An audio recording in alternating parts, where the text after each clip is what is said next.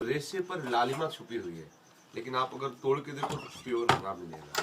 पूरे पूरे वृक्ष को खोज डालो तो एक बिंदु लालिमा नहीं दिखाई देगी, और गहरी लालिमा होती है उसमें, नहीं होती? नहीं होती। ऐसे ही कोई कण ऐसा नहीं है जहाँ प्रभु ना हो। खास करके मनुष्य के हृदय में तो गीता में भगवान ने स्वयं स्वीकार किया है, हृदय देश से तिष्ठति, मैं हृदय रूपी देश पर विराजमान हूँ। उस वेद प्रमाणित करता है, शास्त्र शीर्षा पुरुषा सहस्राक्ष सहस्त्रपाद सभूमिगुम सर्वतस प्रत्वात्यतिष्ठत दशांगुलम। ये नाभि है, नाभि से 10 अंगुल, 4 दूनी 8 2 10, ये नाभि देश से लेकर के 10 अंगुल, दशांगुलम, 4 4 8 और 1 2, इसे हृदय देश कहते हैं। वेद के द्वारा, श्री कृष्ण की वाणी के द्वारा, और ऐसे भी लोग कहते हैं अपनी छाती में हाथ रख के बोलो, अर्थात भगवान को प्रमाणित करके कहो, अर्थात यहाँ भगवान का वास माना गया है, नहीं माना गया। प्रायः सब कोई हृदय में भगवान का भाव रखता है, और वैसे भी भगवान है क्योंकि उन्होंने स्वयं वर्णन किया है, और वैसे भी बिना भगवान के कोई सत्ता नहीं है। तो हमें प्राप्त क्या करना है? आश्चर्य की बात है, जो प्राप्त वस्तु है उसको प्राप्त क्या करना है? यदि कोई अप्राप्त वस्तु हो तो उसके लिए प्रयास किया जाए कि भाई प्राप्त हो जाए, पर बड़ी टेढ़ी खीर है। जो अप्राप्त है उसकी प्राप्ति का हम उपाय कर रहे हैं, और जो प्राप्त है उसका विस्मरण किए हुए हैं। बस खेल इतना ही फंसा हुआ है।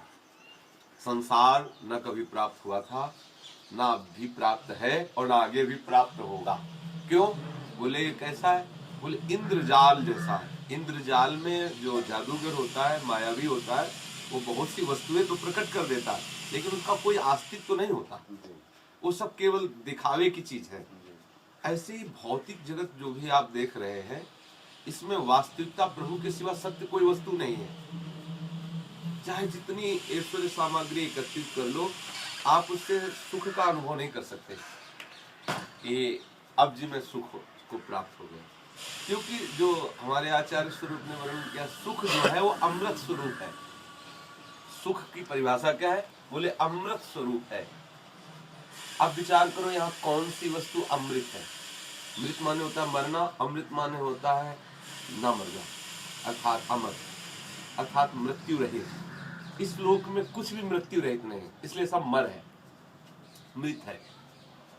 और सुख अमृत है, तो फिर यहाँ सुख कहाँ है? इसका नाम ही मृत्यु लोक है, नहीं? इस लोक में मृत्यु ही है। जैसे मेडिकल स्टोर में बर्फी नहीं है, ऐसे इस लोक में सुख नहीं है। अब लोग कहेंगे बड़ा पागल आदमी, पूरा संसार मारा घूम रहे, सुख सुख में बड़े, हम बड़े सुखी, वो बड़े सुखी। कहने का है, हृदय से पूछो तो जब से शुरुआत हुई इस खोज की, सुख की, तब से आज तक हम उस जगह नहीं पूछे जिसे सुख कहते हैं। क्योंकि आचार्यों ने वर्णन किया, सुख अमृत स्वरूप है। और दूसरा लक्षण सुख का, जिस दिन आपको सुख मिल जाएगा आपका मन स्थिर हो जाएगा। घर मिल जाता है तो यात्रा पूरी हो जाती है। ऐसे ही जिस दिन सुख मिल जाएगा, सुख की तो खोज हो रही, उस दिन मन शांत हो जाएगा। निज सुख बिन मन होई की पीड़ा। बोले आत्म सुख के बिना मन स्थिर नहीं हो सकता। तो क्या हम भगवत तत्व की प्राप्ति के लिए उपाय कर रहे हैं? बोले नहीं, भ्रम मिटाने के लिए। जो भगवत विमुख वस्तुओं की प्राप्ति को हमने अपनी सुख सामग्री मान लिया, अपना चरम लक्ष्य मान लिया, उस भ्रम को मिटाने के लिए साधना होती है। जब भ्रम मिट जाता है तो अपने घर में ही प्रभु दिखाई देते हैं, प्रभु कहीं दूर नहीं। उनकी प्राप्ति के लिए साधना नहीं होती। जैसे लोगों को भ्रम है ना कि बोले ये साधना काहे करते, बोले भगवत प्राप्ति के लिए करते। नहीं, साधना हो रही संसार का त्याग करने के लिए, और संसार का त्याग हुआ कि भगवत प्राप्त तो है ही। ना सतो विद्यते भावो, ना भाव विद्यते सतः। गीता जी में भगवान ने कहा, असत की कभी सत्ता नहीं है और सत का कभी भी अभाव नहीं है। तो सत स्वरूप श्री हरि प्रिया का कभी अभाव नहीं है, और जो असत संसार है इसकी कभी सत्ता नहीं। जो भगवान ने रचना की वो स्वयं कह रहे, ना सतो भाव विद्यते ना भाव विद्यते सतः उभयोरपि दृष्टन्तः तुन्योस तत्वदर्शी। बोले हे अर्जुन, तत्वदर्शी महापुरुषों द्वारा देखा गया है कि सत का त्रिकाल में अभाव नहीं है और असत की कभी सत्ता नहीं है। तो जिसकी सत्ता नहीं है उसमें मन लगाने के लिए हमने सारे साधन एकत्रित कर रखे। बस साधना इसी बात की कि इनसे मन हटा लेना, बस इसी बात के साथ। लोग उल्टा बोलते हैं, बोले साधना करो भगवत प्राप्ति के लिए। हम कहते हैं भगवत प्राप्ति के लिए साधना नहीं, भगवत तो प्राप्त है, केवल तुम भ्रमित होकर के जो संसार की प्राप्ति के लिए साधना कर रहे हो, संसार की प्राप्ति में लगे हो। तो साधना इसीलिए हो कि हमारा संसार का प्राप्ति का जो भ्रम है वो हट जाए, भगवान अपने आप मिले मिलाए। जिस समय मन एकाग्र होता है उस समय आनंद की अनुभूति होती है हर उपासक को। तो आनंद क्या उपजा? नहीं, आनंद तो था, एकाग्रता न होने के कारण।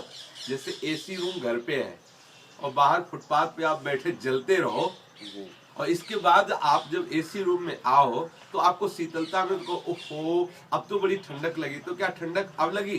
ठंडक वाला कमरा तो पहले से ही उपस्थित है, आप अब इधर मुख किया है, इधर प्रवेश किया, इसलिए आपको शीतलता अब लग रही।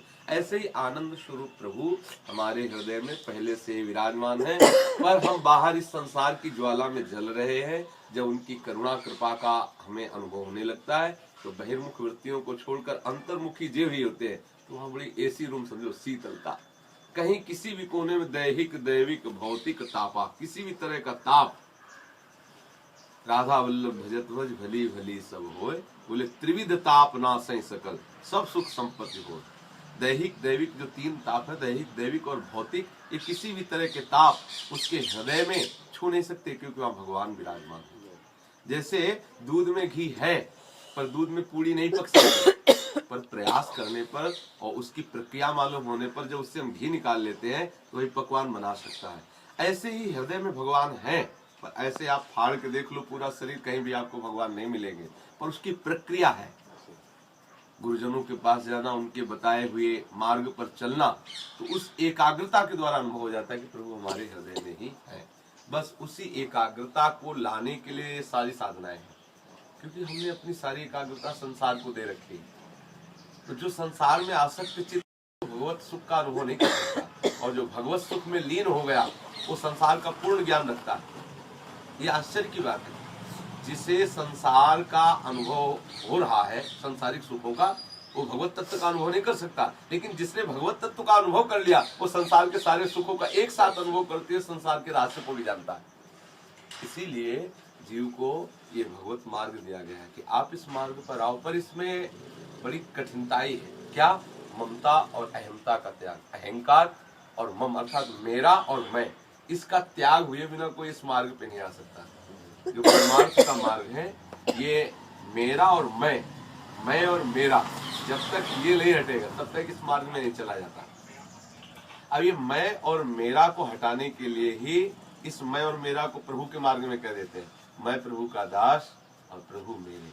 जब ये संबंध हो गया, मैं प्रभु का और प्रभु मेरे, बस साधना बन गई। अगर ये मैं इधर ना लगा तो ये मैं फिर साधना नहीं होने देता।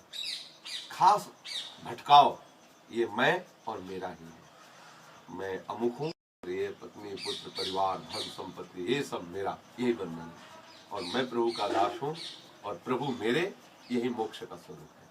अब जितना मन इधर इसमें दे सको उतने इसका लाभ है।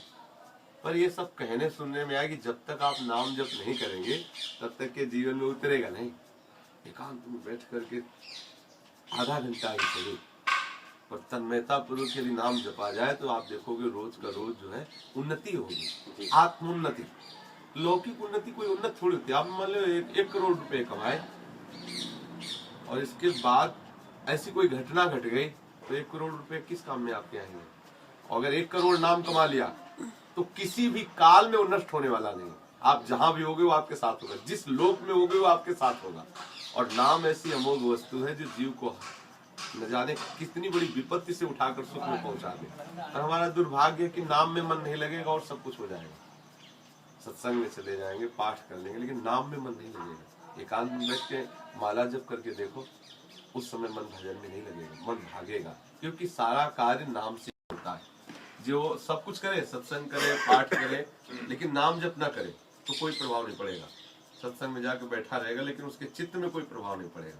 और एक है कि खूब नाम जप करे और सत्संग में 5 मिनट के लिए पहुंच जाए तो जो सुनेगा ना वो तत्काल जीवन में आचरण में आ जाएगा, उसको लाभ प्राप्त हो जाएगा। इसलिए जितना हो सके खूब नाम जप करो और ठाकुर जी को अपने घर पे मालिक बना के रखो, अपने सेवक बन जाओ, वही गृहस्थी उपासना हो जाएगी। और जब हम मालिक बन जाते हैं तो वही हमारे बंधन का कारण बन जाता है। और जब प्रभु को मालिक बना देते हैं, हम उनके सेवक बन जाते हैं, तो यही उपासना बन जाती है।